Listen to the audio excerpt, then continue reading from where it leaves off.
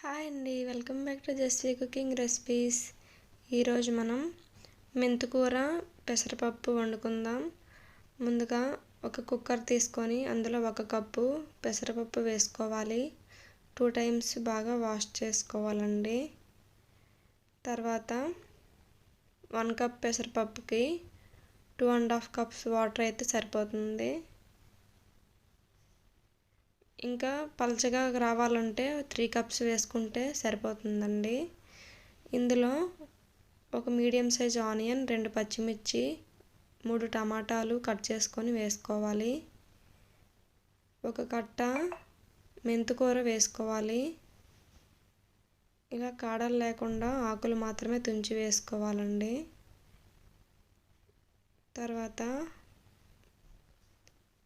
1/2 tea spoon పసుపు, 1 tea spoon కారం వేసుకోవాలి.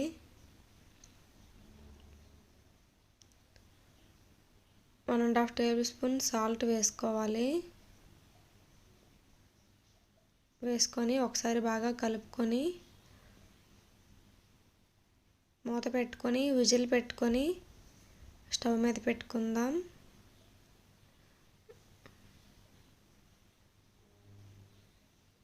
ఇలా పెట్టుకొని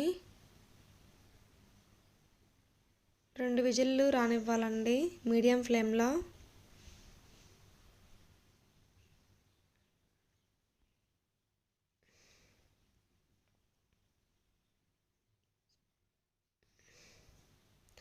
రెండు విజిల్లు వచ్చిన తర్వాత స్టవ్ ఆఫ్ చేసుకొని కిందకు దించుకుందాం. ఇలా దించుకున్న తర్వాత ప్రెషర్ మొత్తం పోయే వరకు ఉంచుకొని మూత తీసి చూద్దాం. పర్ఫెక్ట్గా ఉడికిపోయిందండి. మనకి మరీ మెత్తగా కాకుండా బద్దబద్దలా బాగా ఉడికింది పెసరపప్పు. దీన్ని ఒక గిన్నెలోకి ట్రాన్స్ఫర్ చేసుకొని మళ్ళీ అదే కుక్కర్ ఒకసారి కడుక్కొని మళ్ళీ పెట్టుకుందాం స్టవ్ మీద. ఇప్పుడు పోపు వేసుకుందామండి. 4 టేబుల్ స్పూన్ ఆయిల్ వేసుకొని 2 టేబుల్ స్పూన్ పోపులు వేసుకోవాలి. ఇవి లైట్గా వేగిన తర్వాత 2 ఎండుమిర్చి, 2 కరివేపాకు రెమ్మలు,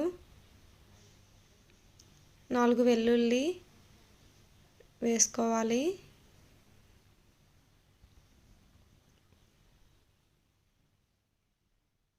వేసుకొని లైట్గా ఫ్రై అయిన తర్వాత పప్పులో ఈ పోపు వేసుకుందామండి.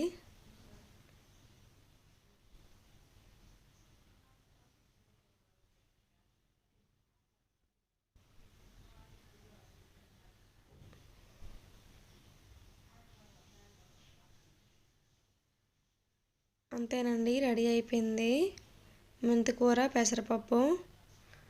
ఈ కర్రీ చాలా టేస్టీగా ఉంటుందండి. ఈ రెసిపీ మీకు నచ్చినట్టయితే నా ఛానల్ని లైక్ చేసి, షేర్ చేసి, సబ్స్క్రైబ్ చేయండి. Thank you for watching.